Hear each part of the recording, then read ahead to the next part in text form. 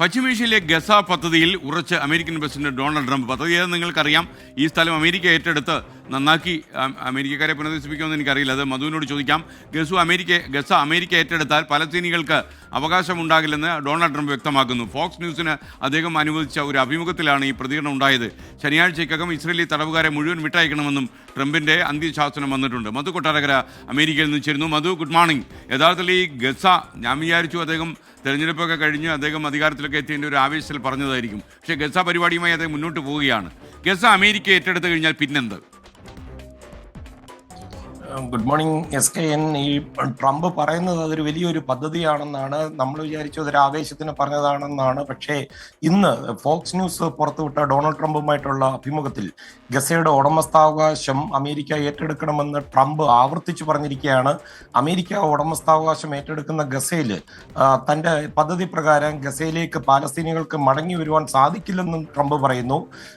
Trump പറയുന്നത് Hamas Israel യുദ്ധത്തിൻ്റെ ഈ ഗസയിലെ ഈ നാശം കണക്കിലെടുക്കുമ്പോൾ ഗസയിൽ താമസിക്കുന്നതിനെ കുറിച്ച് ചിന്തിക്കുന്നതിനെ പറ്റി തന്നെ ചിന്തിക്കാൻ വർഷങ്ങൾ എടുക്കുമെന്നാണ് ട്രംപ് പറയുന്നത്. അതുപോലെ ഈ അപകടം പതിയിരിക്കുന്ന ഗസയിൽ നിന്ന് അല്പം മാറി സുരക്ഷിതമായ കമ്മ്യൂണിറ്റികൾ നിർമ്മിക്കും. അവിടെ ആയിരിക്കും പാലസ്തീനികളെ മാറ്റിപ്പാർപ്പിക്കുക. അത് ഭാവിയിലേക്കുള്ള ഒരു റിയൽ എസ്റ്റേറ്റ് വികസനമായിട്ടാണ് തൻ്റെ ഈ പദ്ധതിയെ കരുതണമെന്നാണ് ട്രംപ് പറയുന്നത്.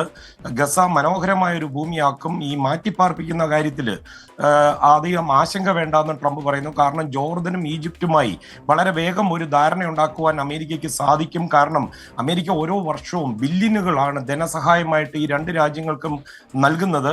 എന്നാൽ ഈ ട്രംപിന്റെ ഇത് വലിയൊരു ചർച്ചയായതോടുകൂടി ട്രംപിന്റെ വിശ്വസ്തരായ US secretary of state Marco റൂബിയോയും അതുപോലെ വൈറ്റ് ഹൗസ് വക്താവ് കാരോലിൻ ലെവിറ്റും ഒക്കെ ഈ പ്രസ്താവന അല്ലെങ്കിൽ ഈ ചർച്ച അല്പം മയപ്പെടുത്തി മുന്നോട്ട് വന്നിട്ടുണ്ട്.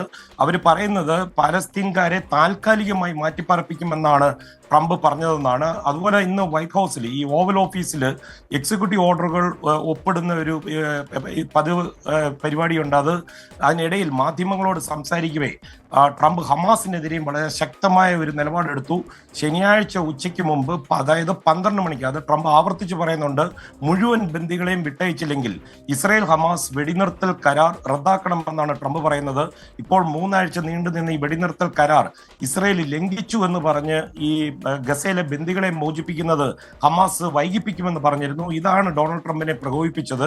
വളരെ ശക്തമായ തിരിച്ചടി ഉണ്ടാകുമെന്നാണ് ട്രംപ് ഭീഷണിയുടെ സ്വരത്തിൽ പറഞ്ഞിരിക്കുന്നത്. എസ്കനെ അതുമാത്രമല്ല, ഇപ്പോൾ ബന്ദികൾ എന്ന് പറയുന്ന പലരും മരണപ്പെട്ടിരിക്കുവാൻ സാധ്യതയുണ്ടെന്നും ട്രംപ് പറയുന്നു. ഇത് തൻ്റെ കാര്യമാണ് ഈ വിഷയത്തിൽ പറഞ്ഞിരിക്കുന്നത്. പക്ഷേ ഇസ്രായേലിന് വേണമെങ്കിൽ വ്യത്യസ്തമായ ഒരു നിലപാടുമായി മുന്നോട്ട് പോകാമെന്നും ട്രംപ് പറയുന്നു. അത് കൂടാതെ ട്രംപ് പറയുന്നത് ഇവിടെ കൂടിയിരിക്കുന്നവർക്കും അതുപോലെ ഹമാസിനും താൻ പറഞ്ഞത് എന്താണെന്ന് വൈകാതെ മനസ്സിലാകുമെന്നാണ് ട്രംപ് ആവർത്തിച്ച് പറഞ്ഞത്. SKN. ഓക്കെ, താങ്ക് യു മധു കൊട്ടാരക്കര. മധുവിൻ്റെ ഈ വിദേശ വാർത്തകളൊക്കെ പറയുന്നത് കേൾക്കുമ്പോൾ മധു ഒരു ട്രംപ് പക്ഷക്കാരനാണെന്ന് തോന്നിയിട്ടുണ്ട്. ഇപ്പോഴും അതേ നിലപാടാണോ എന്നൊരു സുഹൃത്ത് യോജിച്ചിരിക്കുന്നു. ചന്ദ്രൻ ചെറയിലാണ് ഈ പ്രസ്തുത കഥാപാത്രം. അത് പ്രേക്ഷകർക്ക് വേണ്ടി നമ്മൾ റിപ്പോർട്ടാണ് ചെയ്യുന്നത്. അപ്പം നമുക്ക് ഇവിടുന്ന് ലഭിക്കുന്ന വാർത്തകളാണ് അത് പറയുന്നത്. പക്ഷെ നമ്മുടെ വീക്ക്ലി പ്രോഗ്രാം അമേരിക്ക ദിസ് വീക്കിൽ നമ്മളൊരു എഡിറ്റോറിയൽ റാപ്പപ്പ് പോലൊരു പ്രോഗ്രാം ഉണ്ട്. അതിൽ നമ്മുടെ വ്യക്തിപരമായിട്ടുള്ള അഭിപ്രായങ്ങൾ പറയാറുണ്ട്. SKN. അപ്പോൾ ഇത് ജനങ്ങൾക്ക് വേണ്ടി തയ്യാറാക്കുന്ന റിപ്പോർട്ടായതുകൊണ്ട് നമ്മൾ വ്യക്തിപരമായ അഭിപ്രായങ്ങൾ മാറ്റിവെച്ചിരിക്കുന്നു എന്ന് സാരം. തീർച്ചയായിട്ടും ഇത് തന്നെ ആയിരിക്കും അവർ മറ്റു മാധ്യമങ്ങൾ പരിശോധിച്ചാലും ഇതേ സാധനമായിരിക്കും അവർക്ക് കാണാൻ പറ്റുന്നത്. ഓക്കെ, താങ്ക് യു മധു കൊട്ടാരക്കര. ഈ വിശാല മനസ്കതയ്ക്ക് മുമ്പിൽ ഞാൻ നമ്ര ചിരസ്കനാകുന്നു.